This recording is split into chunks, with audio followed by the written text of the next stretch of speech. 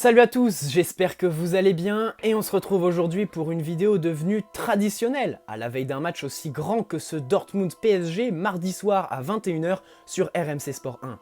2 mois après le verdict que le tirage au sort a rendu et après 2 mois de débats, de discussions, mais surtout d'attente, on passe enfin au concret. Et si l'on a tout entendu depuis le mois de décembre, mardi le terrain parlera à son tour. Enfin, et c'est l'essentiel. Mais la grande question, aussi large que vague, est de savoir quelle équipe Thomas Tuchel alignera. Je vais vous donner la mienne dans cette vidéo, bienvenue. D'abord, et c'est peut-être la question la plus importante, celle du dispositif. S'il était l'ADN du PSG depuis le début de l'ère QSI et si Paris a tapé le Real avec, le 4-3-3 est délaissé depuis décembre avec à sa place un 4-4-2 qui ne fait pas totalement l'unanimité, notamment en termes d'équilibre ou de densité. Mais si Tuchel a installé un 4-4-2 à chacun des matchs joués depuis fin 2019, ce n'est pas pour changer au moment où la saison se joue. Donc dans un premier temps, oui, je pense que Paris se présentera au Signal Iduna Park en 4-4-2. Et deuxièmement, oui, je pense que c'est le bon système, même s'il est vrai que les côtés peuvent être un souci plus que le milieu contre Dortmund. En effet, en face, les hommes forts du Borussia seront sur les ailes et pas au milieu. Pour moi, verrouiller les couloirs est la clé d'une masterclass tactique, mais on y reviendra plus tard. Sinon, ce 4-4-2 permet d'aligner 4 offensifs qui peuvent devenir fantastiques s'ils nous emmènent loin en Europe. 4 offensifs qui, s'ils font parler la poudre et font les efforts mardi, devraient offrir pérennité au 4-4-2 qui donne enfin une identité à l'équipe de Tuchel. Allez, on démarre avec un poste facile où aucun choix fort ne s'impose puisque Keylor Navas fait l'unanimité. Même s'il a encaissé quelques buts ces derniers temps, c'est le grand champion qui peut dégoûter les attaquants adverses et changer le match mardi soir. Son influence sera donc capitale pour Paris. Le mur jaune et la pression de la Ligue des Champions ne lui font plus peur. Qu'il continue de dégager la sérénité qu'il dégage, elle fait un bien fou à l'équipe. De la concentration sur les coups de pied arrêtés, un bon timing dans les airs, de la précision au pied, et puis bien sûr, sa qualité première, des parades sur sa ligne et sur des frappes à bout portant. C'est ce que l'on attend de Keylor Navas, et c'est ce qui lui permettra de faire le match qu'il faut. Allez, on passe à la charnière centrale où Thiago Silva devrait tenir sa place et son brassard de capitaine, même s'il est de retour de blessure et n'a franchement pas rassuré contre Amiens. Il est attendu, c'est indéniable. Il arrive à un tournant de sa saison et de son aventure avec Paris, puisqu'on le sait tous, Leonardo attend les grandes échéances et les performances de Silva dans ses grands moments pour éventuellement s'asseoir et discuter d'une prolongation. Mardi soir, on attend le haut monstro que l'on a vu la plupart du temps cette saison, c'est-à-dire impeccable. Impeccable dans l'anticipation, impeccable dans le placement, impeccable dans le timing au duel, impeccable au marquage individuel, impeccable techniquement et à la relance. C'est le Thiago Silva que l'on veut voir mardi, d'autant plus qu'il aura face à lui un beau bébé en la personne d'Erling Haaland. Objectif, le renvoyer râpé sur YouTube. À ses côtés, Marquinhos manque de rythme, mais il pourra tenir sa place, autant le faire démarrer. Si c'était au milieu, peut-être que ça aurait été compliqué, mais un peu plus bas sur le terrain, l'intensité se fait moins ressentir, on l'attend plus au niveau de la concentration et dans les duels. Ses qualités pieds en rupture sur les ballons longs à la relance seront aussi très importantes contre une équipe de Dortmund qui se retrouve souvent coupée en deux. Sur le côté gauche, Bernat sera sûrement apte, mais il n'a que 60 minutes dans les jambes. Autant avoir Juan Bernat en manque de rythme qu'avoir à se coltiner Kurzawa quand on joue notre saison. Juanito, c'est l'homme des grands matchs, celui qui arrive toujours à se surpasser et se sublimer quand l'échéance devient plus importante. On ne va pas faire l'inventaire de ses qualités offensives, on va juste dire qu'on en a besoin. Et puis défensivement, il a travaillé sa discipline tactique en devenant désormais un modèle d'anticipation et de placement à son poste. Mardi, il aura beaucoup de travail. Il sera sur le côté d'Hakimi et de Jadon Sancho contre qui il devrait nous livrer un duel des plus prometteurs. Pas de crainte, Bernat peut largement s'en sortir. Et puis on ajoute à cela le nouveau Neymar, en mode équipe, qui redescend chercher et récupérer les ballons. Vous l'avez sûrement déjà vu par vous-même, mais le PSG avec le ballon, c'est une ligne défensive à 3, avec un latéral qui reste un cran en dessous et une charnière qui glisse sur le côté que l'autre latéral laisse vacant pour apporter le surnombre plus haut. Dans cette optique, autant donner à Bernat le rôle du latéral qui monte et qui en plus est du côté de Neymar. La charnière Silva-Marquinhos glisserait alors à gauche et il faudrait donc un autre arrière qui a pour vocation de défendre avant tout.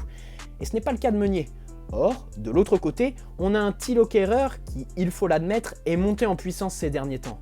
S'il ne faut pas avoir peur de Dortmund, il faut tout de même arriver avec humilité sur le terrain, en ayant préparé ce match en toute objectivité.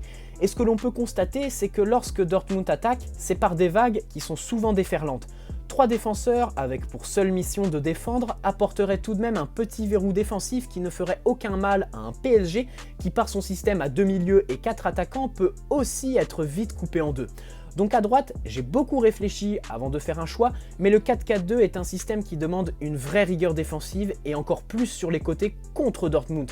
Donc je place Kehrer à droite, et Tuchel est capable de le faire. Opportunité de se racheter donc pour Kehrer. On ne rappellera pas ces vieux démons qui vont sûrement rendre une partie d'entre vous pessimistes sur ce choix. Allez, on passe au milieu où selon moi Tuchel sait déjà qui il alignera depuis longtemps, Verratti et Idrissa Gueye. Les deux sont complémentaires. Verratti sort d'un bon match à Amiens, au contraire de Gueye qui a perdu un nombre anormal de ballons. Si le petit hibou est en pleine forme, s'il court partout, mais pas n'importe comment, et qu'il est dans un grand soir techniquement, il devrait nous régaler. Quant à Gueye, son activité incessante par son volume de jeu énorme sera très importante pour l'équipe. En face, Dortmund devrait aussi jouer à 2 milieux. Je vous en parlais en début de vidéo, la bataille du milieu sera donc équilibrée numériquement et on sait pertinemment que ce match ne se jouera pas au milieu, mais plutôt de part et d'autre du terrain, tant les équipes jouent avec des positions avancées. Ce duo Verratti-Gueye m'inspire confiance. Le milieu n'est pas ma première préoccupation, je préfère verrouiller les côtés que densifier le milieu de terrain. Et puis derrière Verratti et Gueye, rappelons qu'il y a Leandro Paredes qui est monté en puissance pour devenir plus qu'une alternative au milieu. Ne pas le faire rentrer face à Dortmund dans un match avec une telle intensité nous priverait de quelque chose. Et puis, rappelons que Verratti n'est plus le même au bout d'une heure de jeu.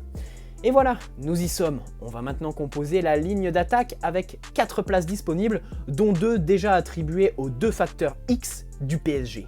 D'abord, Neymar sera apte. Je vous sortirai d'ailleurs une petite vidéo sur son cas demain soir. Il n'a pas joué depuis 15 jours, mais avec Neymar, il y a tant de talent que le manque de rythme n'influencera pas sur son match. Qu'il fasse ce qu'il sait faire de mieux, c'est-à-dire tout. Créer, provoquer, dribbler, distribuer, tirer, marquer, Neymar est attendu et ce match pourrait bien être un petit tournant pour lui aussi après 2 ans sans confrontation à élimination directe en Ligue des Champions. Il est enfin là et on va enfin pouvoir le juger. On sait tous ce qu'il s'est passé depuis son arrivée, mais faisons abstraction, on n'a jamais eu un Neymar aussi déterminé et altruiste. On tient dans nos rangs un des tout meilleurs, soyons tous derrière lui. Tactiquement, on sait qu'il aime revenir au cœur du jeu, qu'il le fasse encore plus contre Dortmund, qu'il ne se replonge pas dans ses vieux démons d'individualisme, et il brillera et fera briller les autres, tant son influence sur une équipe est énorme. On attend le Neymar que l'on voit depuis 2 mois, et si on voit ce Neymar, on verra le meilleur Neymar, et dans ce cas on pourra souhaiter bonne chance à la défense relativement en carton du Borussia. En pointe, il a aussi sa place attribuée. Kylian Mbappé est né dans cette compétition. Il a éclos devant ce même mur jaune qu'il avait douché un 12 avril 2017 avec Monaco. Qu'il fasse les efforts, qu'il soit altruiste et réaliste. Le talent s'occupera du reste et sa vitesse de Mats Hummels. À ses côtés, Icardi tiendra sûrement sa place et on a besoin de lui et de sa présence diabolique dans la défense allemande. S'il est un peu en panne de but ces derniers temps, le sniper argentin peut surgir à n'importe quel moment sur n'importe quel ballon. On ne peut pas avoir de regrets sur un tel match. Avec Icardi et son efficacité, on n'en aura sûrement pas. Rappelons aussi que Dortmund joue à 3 défenseurs. Sans Icardi, Mbappé et Neymar auront forcément moins d'espace. Qu'ils se déchirent pour l'équipe, qu'il participe aux phases de transition sans ballon et qu'il fasse parler son instinct de buteur. Cavani sera pas titulaire et si Sarabia avait à jouer, ce serait plus sur un côté. Gardons confiance en Icardi et qu'il nous confirme que si on claque 65 millions sur lui cet été, ce sera un braquage. La défense de Dortmund est friable, donc ce sera sûrement le match d'Mbappé ou Neymar, mais n'oublions pas Icardi qui va avoir des occasions, c'est sûr. Les contres favorables et les ballons qui traînent dans la surface, ils seront au rendez-vous. Si son efficacité l'est aussi, on ne sera pas déçu. J'aimerais rajouter aussi que lorsque Bernat est là, Icardi est meilleur. En effet, l'apport offensif de Juanito profite à Icardi puisqu'il y a beaucoup plus de ballons fuyants dans la surface et ce sont ces ballons qu'affectionne Icardi. Pour confirmer ça, on n'a qu'à prendre les performances d'Icardi quand Bernat était absent, c'est-à-dire les moins bonnes depuis son arrivée.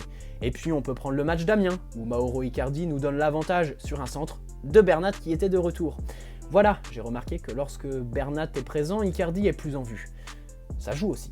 Et enfin à droite, même s'il est forcément moins influent quand Neymar est là, Di Maria mérite absolument sa place. Sa saison est magnifique et pleine de régularité. Il peut avoir son mot à dire. En 1 contre 1, il est redoutable. Sa patte gauche relève du génie. Il peut servir ses coéquipiers ou marquer depuis n'importe quel endroit. L'angle, il en a rien à foutre. Il rentre des corners rentrants. Pour conclure, Di Maria peut nous offrir ce scénario à n'importe quel moment. Départ depuis la ligne, une élimination, un retour au cœur du jeu, coup d'œil sur le placement du gardien, enroulé du gauche, au pire des cas, petit filet, au meilleur des cas, ça nettoie la lucarne. Idem sur coup de pied arrêté. Avec Neymar, on tient deux armes plus que redoutables. Le Borussia n'aura pas intérêt à faire des fautes à des endroits préjudiciables. Ce qui est sûr, c'est que nos 4 attaquants sont tous capables de finir homme du match et sortir une masterclass. On a beaucoup parlé d'Haaland, mais vraiment, on ne se rend pas compte avec quelles armes on se rend dans une défense qui peut vite déchanter. Le 12e homme peut aussi avoir son mot à dire. Sarabia est en pleine forme. Tourelle ne le titularisera sûrement pas, personnellement je l'aurais fait, mais il rentrera, c'est presque sûr, à moins que Tourelle pète un plomb niveau coaching. Et au vu de sa forme actuelle, de son engagement et de ses qualités intrinsèques, Sarabia est aussi un atout offensif pour le PSG. Donc au-delà du 11 aligné, le coaching de Tourelle sera capital avec des remplaçants qui peuvent modifier le cours d'un match. En tout cas, la pression monte, ça fait 2 mois qu'on en parle et qu'on est bassiné avec ça. Désormais, laissons le terrain parler et au final, c'est lui le plus éloquent. À nos joueurs de prendre du plaisir, de tout donner et de laisser leur trip sur le terrain. Pas besoin d'avoir la prose de Victor Hugo pour dire que si 11 guerriers portent notre maillot le 18 février et le 11 mars, ça passera comme une lettre à la poste, le Borussia en guise de facteur. Lâchez vos pronos dans l'espace commentaire. Personnellement, je me mouille, je n'ai aucune prétention, mais j'ai confiance en l'équipe. Je vois un 4-1 pour Paris.